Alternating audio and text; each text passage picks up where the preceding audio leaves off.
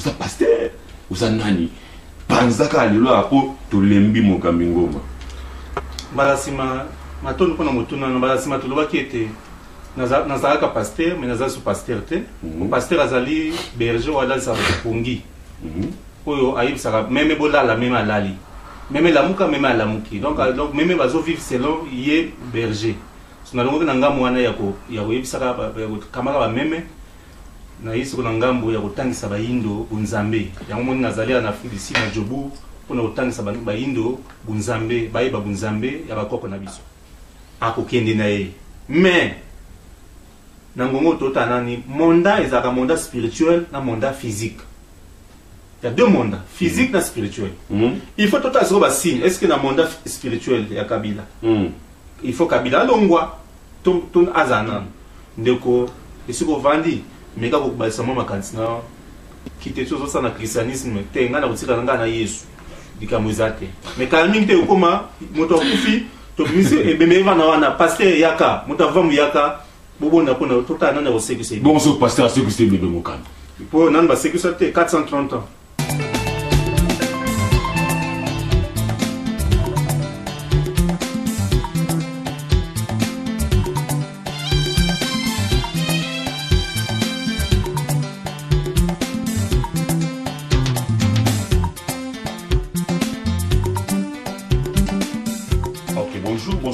Il y a émission balobi Bayindo Bolamuka.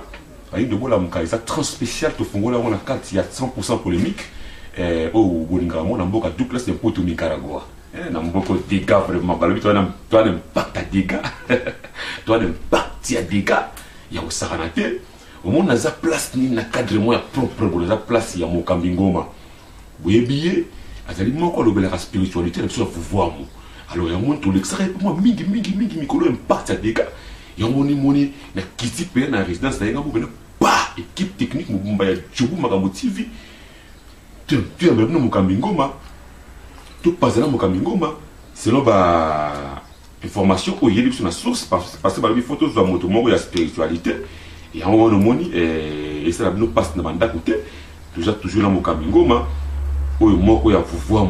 Il y a un monde qui est dans le monde entier. Le système est changé à l'émission. Merci pour la soutenir toujours. Et merci pour la chaîne Makasi Jobo Makambo TV. Il y a un partenaire idéologie. Alors, tu vas aller parce que moi, les langues sont vraiment. Français, la langue n'a été. Anglais, la langue n'a été. Et Zoulou, la langue n'a été. Tu vas aller parce que la langue n'a été. Vraiment. Merci à toi. Il y a un monde entier. Au bout de la biso na poste Stéphane Mabila Touré. Nangambo ya Canada, merci beaucoup. Pe na poste Stéphane Touré. Mabila ya maman Natou Mabila Ngonga. Merci à toi. Tout pasana mo Kamingoma. Vous découvrir Azanani na plateau de l'Or 100% polémique. Et zomi na moi na mboka toute classe de Poto Nicaragua. Ba numéro ezana benga support Nicaragua vraiment quoi. Yanga mbote na pesa na ndako yanga yola dendala. Merci à tous, la support nous toujours, nous on dit toujours qu'on continue la biso. Merci à toi, mon Kamingoma, mbote Kamingoma. Mbote ndeko putu, mbote na baibon so baza ola na biso na bisika biso, bi bazwami na bisika wana. Mon Kamingoma, oza nani, oza pasteur, oza pasteur ou bien ozali nani mon Kamingoma. Toye bananu, bana monde ati bana biso na militiwe. Tout le monde va canne, tout le monde va singa na maboko, tout le monde a coûté mamo penda dangereux. Et Mokambingoma oza nani, oza pasteur, oza nani. Panzaka lelo apo to lembi Mokambingoma. Balasima matoni pona motuna na balasima tolobaki ete nazalaka pasteur mais nazali sous pasteur te. Pasteur azali berger oyo alalisaka kopongi. Oyo ayebisaka meme bolala meme alali. Même lamuka même alamuki donc même bazo vivre selon ye berger so na longo na ngambo wana ya koyebisaka kamaka ba meme na yisi ko na ngambo ya kotangisa bayindo bunzambe yango moni nazali na Afrique du Sud na Jobu pona kotangisa bayindo bunzambe bayeba bunzambe ya bakoko na biso. Mokambingoma na moni ozape yo moko te na moni ndeko ya za pembeni awa toyebite azanani ndeko aza pembeni aza ndeko na biso togolais ye pe alandi sango yo aye epana biso nga natangisi bunzambe ayebi bunzambe ndenge aza wana aza full aza atoni mpenza na bunzambe alobaka monoko nini alobaka français po aza toza colonisé par bafrançais ok nakozokolomoka minguma napeta na bato ya français moke bandeko bolinga Nicaragua international tolobaka presque balangue tout anglais français portugais donc Nicaragua tête bien faite vraiment ouais. Merci pour la vie dans Sakadi parce que toujours les mots là on a vieux tout ça une formation mais ça péguit ça combine là. Merci à toi. Bonjour mon frère. Bonjour. Comment vous allez vous? Très bien. Mais on peut savoir votre nom et puis qu'est-ce que vous venez faire ici? On vous a trouvé ici chez Papa Ngoma. Vous êtes de quelle nationalité et puis votre nom complet et puis des gens qui nous suivent partout dans le monde, vraiment. Merci. Je me nomme... Non, je vais toucher pour vous. Okay. Je me nomme Broum Messan.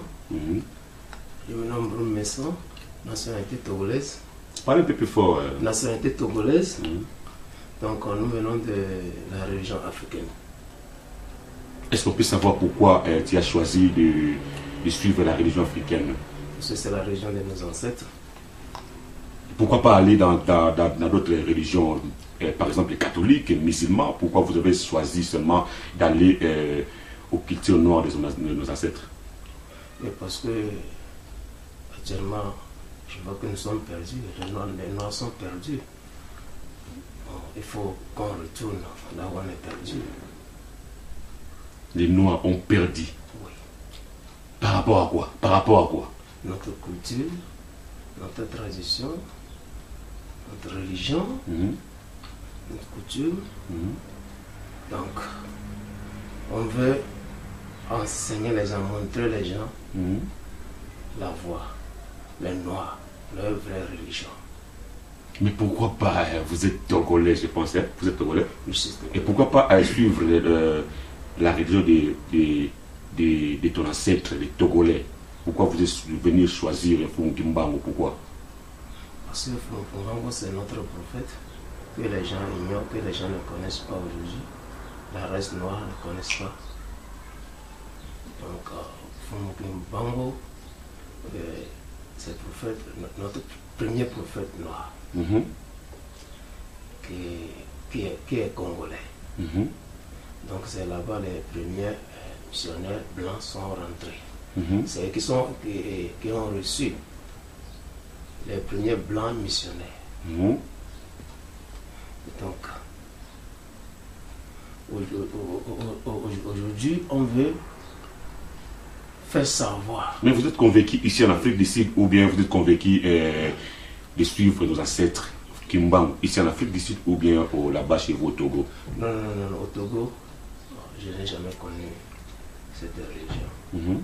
Mais mon esprit a soif de ça. C'est quelque chose que je cherche. Mon esprit est en train de chercher. C'est quelque chose que j'avais. J'ai un appel, mais je ne me retrouve plus.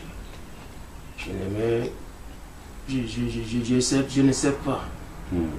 Au juste. Ça fait combien de temps que vous êtes déjà aux religions africaines noires?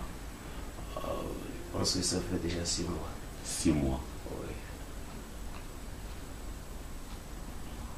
Ok. J'ai aimé. Ok, merci Bandi Bonangaï. Bon, monde tous international, au monde indéco, il y a Togolais, il y a toujours pas d'idéologie. Non, je viens. Mukambingoma, ukomi musika makasi Mukambingoma, na lolenge nini, ukomi ko enseigner na batu ya ba bikolo mususu bakomi koyeba prophète Kimbangu. Et c'est moi yosala yo. Ingeta esengo tozana ngo po musana biso.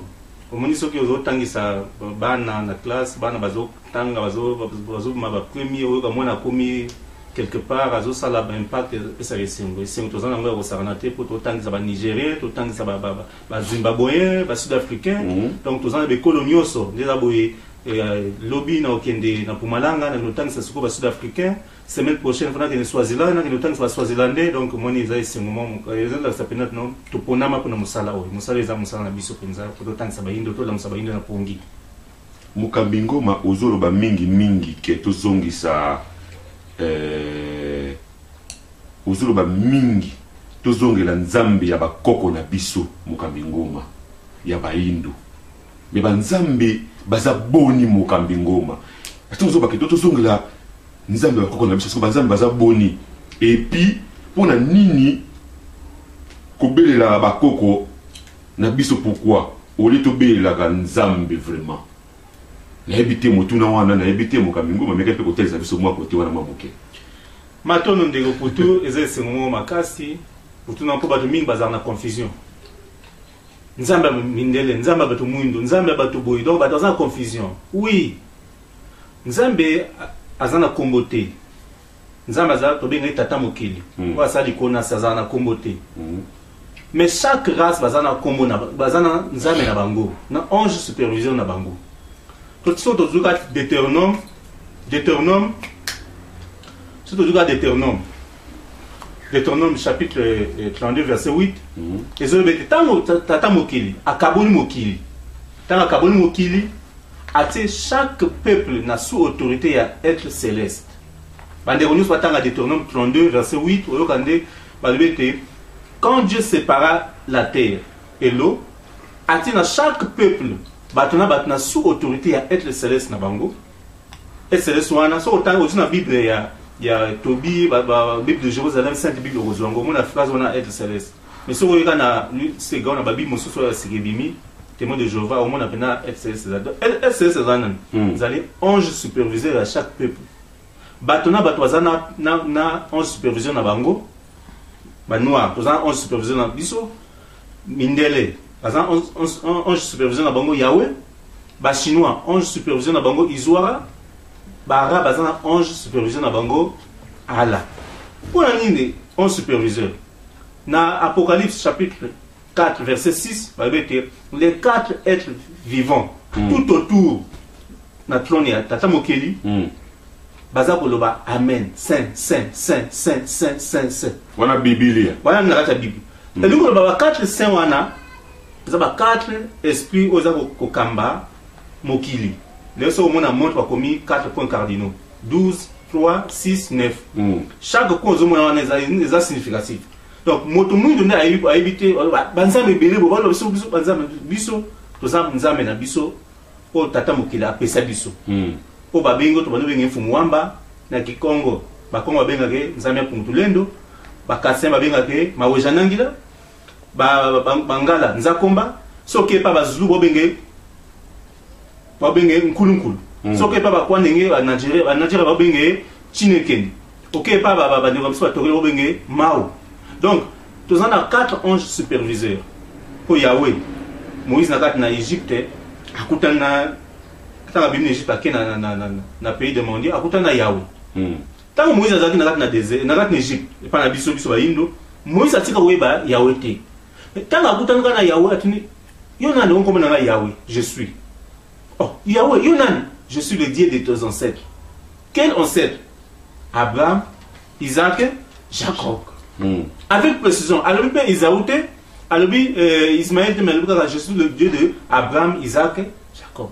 Alors, quel est le Égyptien? Moi, le Dieu des Hébreux. Moi, le Dieu des Hébreux.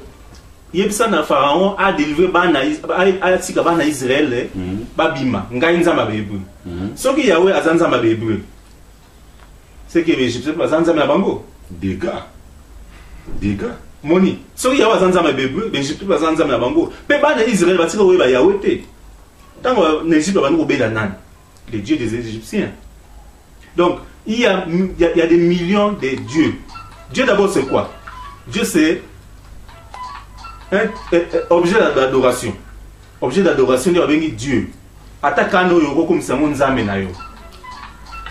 il y a des anges superviseurs. Anges superviseurs, il y a Kamamokili, il y a Kamabaras, Yahweh Azali, Dieu d'Israël, le Dieu des Hébreux. Fumwamba ou bien Maojanangi ou bien Nkulunkulu, le dieu des Africains, des Noirs, en superviseur. Ce qui est pas Izuara, en superviseur, il y a les Chinois, il y a les Asiatiques, donc Moussaka. Donc, il y a un moment où tout ça n'a multitude, il y a Banzambe, mais tout ça n'a 4 esprits aux actes dirigeants Mokili, au bâtiment, parce qu'on confond, parce que les bâtiments non des aboyés, esprit wana, ne, maman Nabiso. Ceux qui obéissent à Yahweh, Yahweh comme ma copie sur Yanote, il faut obéir à Nkulunkulu ou bien Kulukulu ou bien Maojanangi ou bien Mao. Nde akoyoka yo. Ozoka. Donc, na mokuse, Psaume 82. Psaume 82 verset 1. Dieu s'assied parmi des dieux. Dieu s'assied parmi des dieux. C'est qu'il y a plusieurs dieux. Psaume 82 verset 1. Est-ce que vous avez dit que la Bible est bonne? Toujours dans la Bible. Oui, mais parce que tu as la christianité. Puis tu as convaincre, parce que tu es chrétien. C'est quoi tu as preuve? Et puis, Nini, et puis Mokamingoma, Fumukimbango Zolo, Mingi Wana. Fumukimbango, il y a évité, mais Jésus Christ, c'est quoi qui est Mokamingoma? Mais Fumukimbango, c'est quoi? Ok, avant d'aller dans tout le monde, moto po aleke pa na nzambe il faut leka na religion wande okuta bakoko na yo po ba que Dieu d'Abraham, d'Isaac, de Jacob po ni famille la nzambe direct mais balo Dieu d'Abraham, d'Isaac, de Jacob donc faut tomber l'appeler Dieu de Mfumukimbangu, Dieu de Yakipavita, Dieu de Mutamatswa, Dieu de Ilunga Kalala. Donc bakoko bazali banzambe te mais bazali passage pour na leke pa na nzambe pour leke pa président de la République il faut le na secrétariat to na cabinet. Bon, président de la République soit dans la ville, jamais va représenter les bazali ou la province. Donc, gouverneur a représenté dans le président de la République. Donc, quand on a vu ça, tu rebelles la bango, Nanzela, Tata Mokili. Donc, pour les pas Tata Mokili, il faut bien un bako qu'on a eu. Ça, bako la religion, Fumukimbangu, Mbutamatswa, Thomas Sankara, Yaki Pavita, Ilunga Kalala, et Neko Diponga. Et tout ça, c'est un bako qu'on va dans la lignage, la religion, il y a clone à eux. Donc, on va dire religion africaine, boya tout l'acceptation de la rebonde, ne rebelle la coco na yo, bako na bazam misisa, yo zanzete. Et ce sont misisa, sans racines. Nous étions revivité. Donc bako bazali ba racine, biso to banzete. On a besoin de la Mokamingoma, mais ça fait mon inga za pembeni ya wa. Porter au moins émission dégâts vraiment bandi on a tout la vérité pour les mots théâtre. Dans le cadre impact na idéologie. Mon frère, est-ce que je peux vous demander une question là? Est-ce que tu peux me dire quelle est la cause de notre souffrance aujourd'hui, les Noirs? Pourquoi les Noirs sont en train de souffrir aujourd'hui? Quelle est la cause de la souffrance de la peau noire aujourd'hui? Je peux dire que la cause de notre souffrance est que nous sommes déconnectés. Nous devons faire un retour à la religion de nos ancêtres. Parce que nous sommes déconnectés, nous sommes perdus. C'est bon là? Ok. Donc, c'est ça. Donc, c'est que l'Afrique doit rejeter la christianité. Elle doit savoir que la christianité, ce n'est pas sa religion. Que nous avons notre religion qui s'appelle Vouvam. Donc Vouvam. Vouvam, cela veut dire quoi? Retournez là où vous êtes perdu. Yeah. C'est ça. Yeah, c'est ça. C'est ça. Retournez là où vous êtes. Et je ne peux pas entrer dans des détails parce que quand je vais vous demander maintenant, on va rentrer comment on va rentrer, là je vais aller vite chez mon Kamingoma. Oui, il faut se ressaisir. Il faut. Et qui est Jésus-Christ et pour vous? Qui est Jésus-Christ de Nazareth? C'est qui? Selon toi? Jésus-Christ, c'est le sauveur des Blancs, du peuple Israël. Mais papa, aujourd'hui que tu as dit ça, depuis longtemps que on a enseigné. Mon esprit cherchait la vérité parce que moi je savais, spécialement même à bas âge, je prends mon Dieu à témoin quoi. Je savais que la religion chrétienne ce n'est pas notre religion. Mais comme Dieu est grand, Dieu veut que je sache. Donc il m'a conduit jusqu'à rencontrer aujourd'hui la religion africaine. C'est pas au hasard. C'est l'esprit, mon frère. Donc là où moi je suis là, chez moi au Togo là, je vais aller prêcher là, dire la vérité aux gens. Et c'est les gens vont t'écouter là-bas au Togo là. Oui. Ah, s'ils ne vont pas écouter, moi je suis en train de te décharger seulement. Parce que ce n'est pas au hasard. Donc, et quand on va vous demander et pourquoi tu viens aussi aujourd'hui au Togo, venez nous dire que non, les sauveurs, et pourquoi les sauveurs Fumukimba est sorti seulement au Congo, pourquoi? Il avait sorti aussi dans d'autres pays comme le Togo, comme Zimbabwe, et comme Namibie. Pourquoi seulement au Congo? Merci beaucoup mon frère. Pourquoi? Merci beaucoup, ça c'est une bonne question. C'est seulement le mal est entré. C'est là-bas, les premiers missionnaires blancs sont entrés. Et c'est le royaume Congo qui les a reçus en 1485. C'est le royaume du Congo qui les a reçus pour nous coloniser, quoi. Les Togo, c'est colonisé dans quel pays les Togolais? Parce que le Congo c'est le Belge, ici c'est l'anglais qui colonisait le Togo. Togo, tu vois, l'Afrique est partagée comme un gâteau.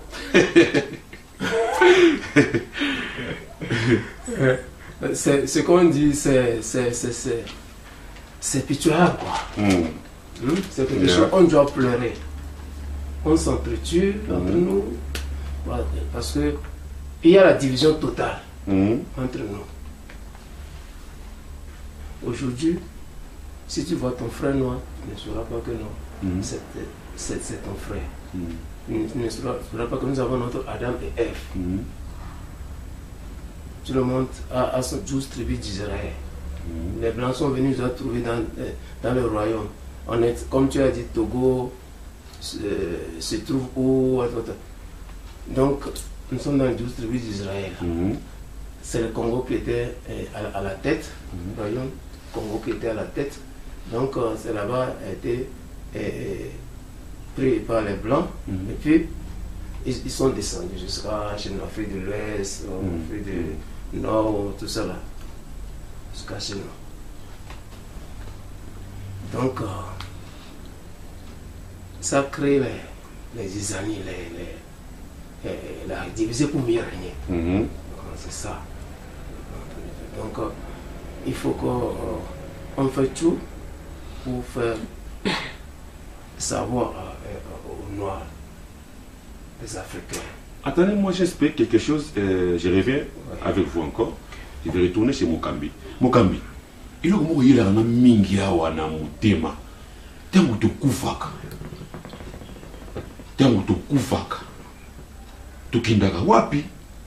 Et puis nous avons fait Mokambi Ngoma. Parce que moi, je vais faire la confusion. Nous avons fait Likolo. Et puis tant de Koufara. Je vais dévoiler le secret de Koufara pour Namutu. Alors, Mokambi Ngoma, essayez un peu d'expliquer ce temps de Koufara. Et puis nous avons fait Wapi. Maton Nandego Poutou. Tant de Koufara, oui, nous avons dit que nous avons évité. Nous avons dit que nous avons nous avons les armes. Oh. Et c'est la vie qui est tu n'as pas pilote. Pilote, c'est ce qui est dans le Nzambe. Quand il a fait de Nzambe, il y a un vanda bat. Mundela même biso donc mokili ya makanisi. Mokili moko ya mensonge ya lokuta. O lo les ali, kuna Nzambe azana kiti na vandi, azasi bona ndako na ye. Nzambe so azana ndako na ye, Nzambe vandi et soko kufu ke lola non. Soki to kufi tokende na mokili ya molimo babengi monde spirituel ezala mokili ya molimo maton monde spirituel ezala eza monde oyo soki olali oloti ndoto ozana bato bovanda mosu bandeko bakufa bovanda bosolola mokili wana oyo bandoto wana esika mokili ya molimo ezala ka 0 mètre oyo alingi koyeba yango oyeba sekre esika mokili ya molimo ezali yaka na vovamu tokolakisa ezala ka 0 mètre donc bango kutu bazomona biso tomona bango donc lo les attentes de bonanga kuna lo les akaba cosmonaute bakende kuna ba cosmonaute bakende kuna Kamingoma ibango bazomona biso biso komona bango te tout ça ningi ni poto kutana kape boye fara boye pa mo Kamingoma mais tozono ba mona bango tozono ba bazana tozomona bango te mo Kamingoma oui mais ngani mona bango na il faut so comme la université à Vuvamu de ce ko roye bango bandeko na ngai merci à trop omoto nga uzamini mo Kamingoma parce zali moto moko ya boanya ya makasi omoni na ba Togolais ba Zimbabwe ba Sud-Africain ba komi ko vutuka koyeba fumukimbangu na pesi bandeko na ngatu ya Vuvamu na mboko mbote ya tro na pesi libota bomoyi mbote mingi na pesi kopilani mbote mingi na pesi bobi amba nzondo ya malamba na ndako bango nyonso tu na bana mbote mingi na pesi bakoko nyonso tu bakoko Chesco bango tu oyo ba sambela na Vuvamu ya mandaki saloma ndaki Chimbalanga mbote yango wana mo Kamingoma tukomo kina mwa suka na biso ya émission de tala internet ils ont un système nango ba minute déjà siko bozo ndimaka mindele te mo Kamingoma bozo boya mindele mais tout le monde coton yo lati oyo coton yo mondele mutasali yango elambo yo lineti wana mo Kamingoma mondele mutasali yango e montre yo mo Kamingoma mondele mutasali yango siko yo zo boya mondele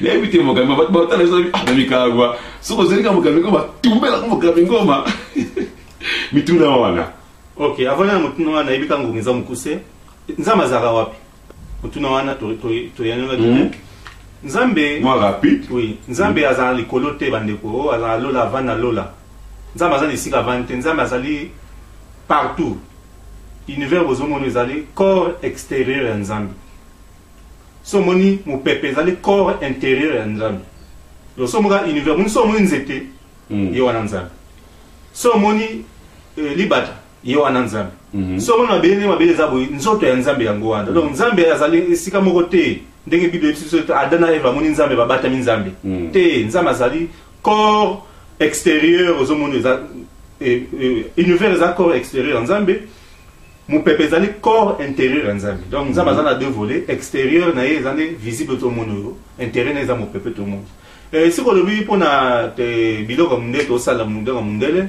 oui po to éviter téléphone to sala e utna lokole ton téléphone pour ça lango munde azuma yele na lokole akuti bakoko na biso ba sa ndindi ba otindi ka voix na tango wana munde nango e pa na bango même lokole bazaki nango téléphone pe bazaki nango munde ba yozuma yele wana ya téléphone e pa na biso ba sa ndindi kuna bayoki journaliste a pisine ko za bo journaliste ne za bo betra tanta kuna ne so ba yoki ba no soweto e le no na Bramley meeting ezali téléphone bilamba to lata biso to laksi munde ko lata bilamba pour minde bazaki ba esclave pas en Égypte pendant 430 ans. Pendant 430 ans bazaki ba esclave pas en Égypte, bazaki bolumbuté. Bazaki bilamba en Égypte. Bazaki ba chaîne. So tanga na Exode 3 18 21 alobete Yahweh a recommandé peuple d'Israël piller les Égyptiens. Yahweh Yahweh nzambe la bango nzambe ba bo piller les Égyptiens. Pour ce que Nzambe biso alima le babongote mais alima ba ni piller les Égyptiens pour ça bango ba wolo ba palata tout bazo biloko na biso yango epesa ki bango provision ba kene na désert donc ba na Israël bazo ki provision et pas biso bazu ba or ba diamant parce que Yahweh apesa bango recommandation de piller les Égyptiens ba piller biso ba kena bilama na biso ba ta bilama na biso pour bazak ba homo biso pe na ngonga oyo to obo bola de na mundele te to sala téléphone na mundele te parce que biso to nga mundele te bango basala ke biso tango bazaki na kati na bombu biso pe to sala ngo na ngonga oyo na nga mikolo zoya to sala ngo lisusu te na zonda kisa yo il fallait que na Durban bazu ba election de la Cape Town yo comme na Cape Town na makolo tango comme na Cape Town na makolo suko na ngonga suko munite ba bungisa nzela na bungi nzela fona zonga na jobu fona zonzela ya Durban suko yo kuti mitokeza wana tango kuma na Cape Town mitokeza kiti suko nangonga oyo boso la wana suko mituke komi na ekomi na ngonga mituka yo bate ngasi kona zonga kama makolo ti jobu parce que mutuko ngamu na sala ngote te yo ko mataka na mutuka wana okozonga malgré mutuka oyo munde asali okozonga kama mutuka wana pozwa directive na yo donc so do sa bilamba euti et pas mundelete et lambo zonga na yo basala mona Afrika pa coton so de ankolo coton Afrique yo biango lambo yo uta na Nigeria euta na Benin euta na Togo ekoti ndenge moko oyo kutu ndenge za munde mutasala yango te munde asala yango te za mutu mwinde na sala yango donc pour nous mais ko ezaka na moto ya mona ko simba simba na ile kumongeza te on dirait mama qui s'est mokambi te mais mokambi ngoma to comme na suka ya moi mission na so ba comme ozo traiter batu ba malade hein ba basinga na tukika na mongete moko ne ba na lingala mokambi ozo traiter ba malade et ozo traiter malade lokola sida ozo traiter ba diabète ozo traiter ba malade makasi mokambi ngoma ozo silisa ngo na ebité pisa ba kubata na so mintu bazwa iloko nini parce que mutu musupa nga bikisama aya wapi amono wapi mokambi ngoma et puis sous question na ngai politique na so Congo pour ebonga lelo pour tambola malamu il faut basala nini ba yi politique na so Congo. Bon, pour na kisi ya bukoko nde penza nde bomo ya batu ya biso bayindu po na tango ya mbote mundela ya tozali na tina okende hôpital te so mutu abeli maladi bazuka kisi ya bukoko batokisi bapesi mutu guérison moins de 3 jours mutu azu guérison tisan batokisi mais lelo mundela iko diaboliser médecine na biso traditionnelle ya loko dote ya bukoko foto lakisa bato na so bukoko ezana kati na biso to bikisa bato ndeko sida malade za malade o mundela yela biso virus kisi tozana ngo bandeko mingi za wazana kisi nango ezali wuti pa na bukoko na ngongo neza buto tozana kisi nango ezo salisa bato pe kamingi te bomwe bato bonoleka ba témoignage ndenge na ndenge na bazwa wapi mokambi ngoma parce que modi bandeko balinga boye pesa contact na yo e ba ko zoningi na joburawa parce que mutu suppose ame ntazinga habité na nde mokambi ngoma na jobu makambo TV bazwa ningi ni contact namba na yo et puis moi 2 personnes moto clôturer pour na intervention sur lelo parce que déjà tout comme na over 20 minutes na biso mokambi ngoma. Bon pour na aujourd'hui c'est ça 062 donc plus 27 62 Ouais, plus 27, au 62, 62, au 27, 27, au 071, 071, au 57. 57. Donc, numéro à Mokambiango, wana. Bande bobenga, beaucoup ça busy. Azo big samari tout. Mokambiango, tu comme na suka. Babana tout no boy. Le 31 décembre, Mokambiango, Babi Kabila zo longo na pouvoir.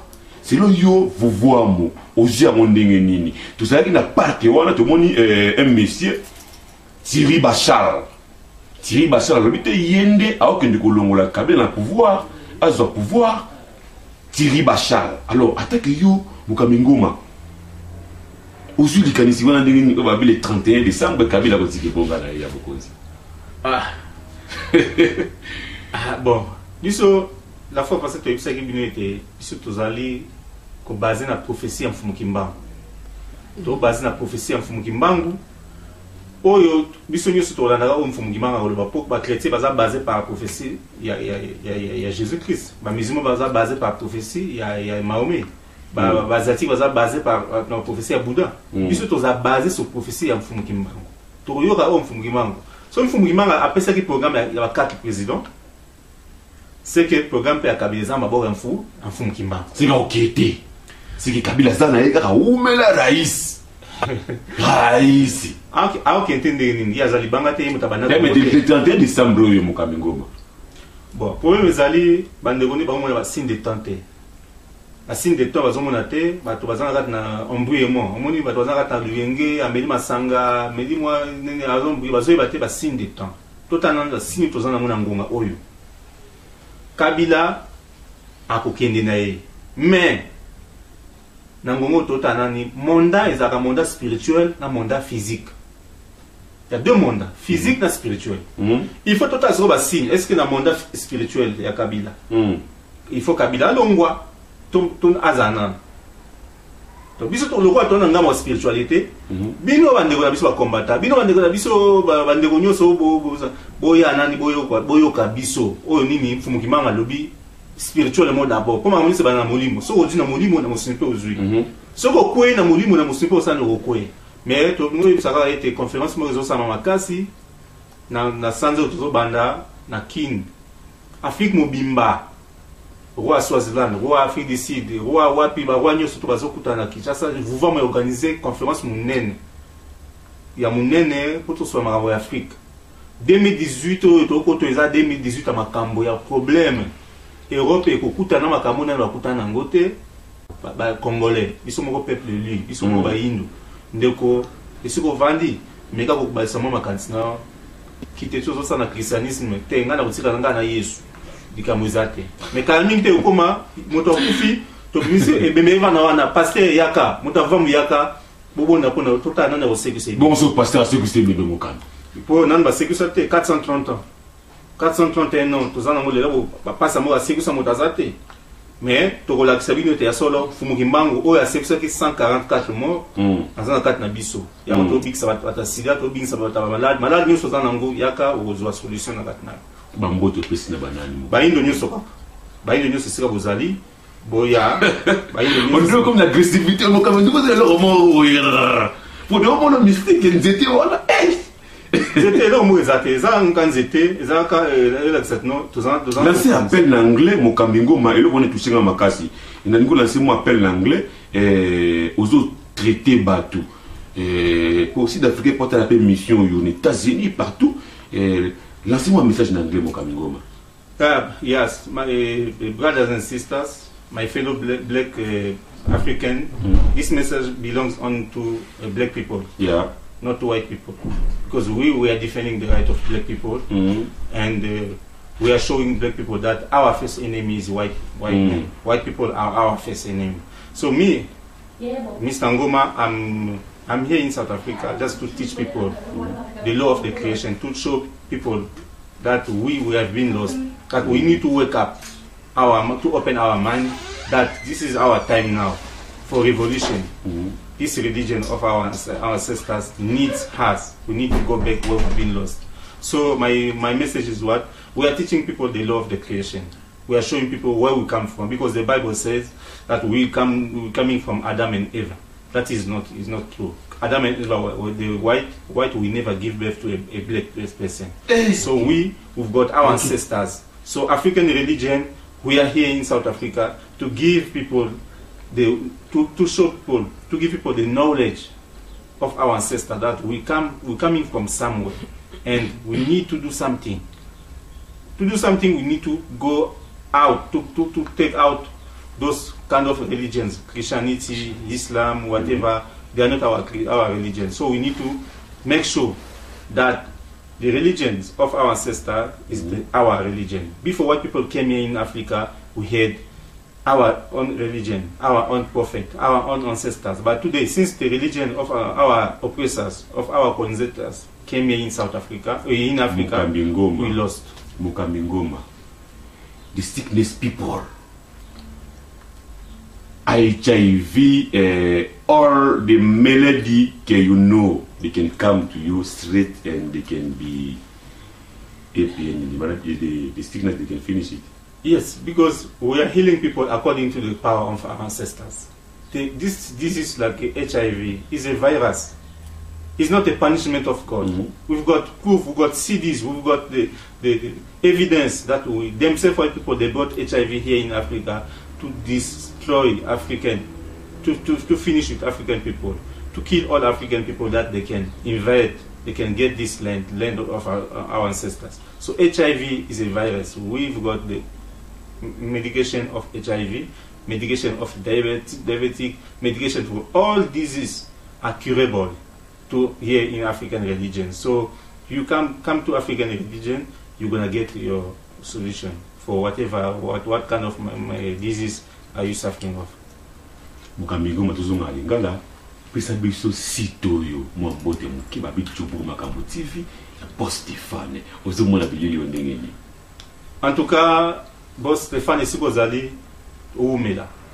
Innovation ba jeune belika masanga komela ka sapologie jeune moi boyini ba problème ma site moko boye chaîne de télévision di jamais vu online YouTube direct Jobo Makambo TV. Oumela pour ozali pena jeune courageux, en tout cas le sako ebele to senga na oka na mikolo zo soko kosola sango na biso ekozala malamu mais oyo na monde déjà za nzela kami to kososola ngo po fumuki mbango déjà za nsima na yo esiko ozali wana déjà makambo ozosala esengo moko makasi na biso kaka balosaka ebele en tout cas esengo na ngai eza kaka mokolo tokutana nde tokosolola. Ok, merci bandeko nyonso to batali ba émission oyo batali émission to clôturer a bandeko na ngai bolandaka biso na trans spécial toujours Djoubou Makambo TV.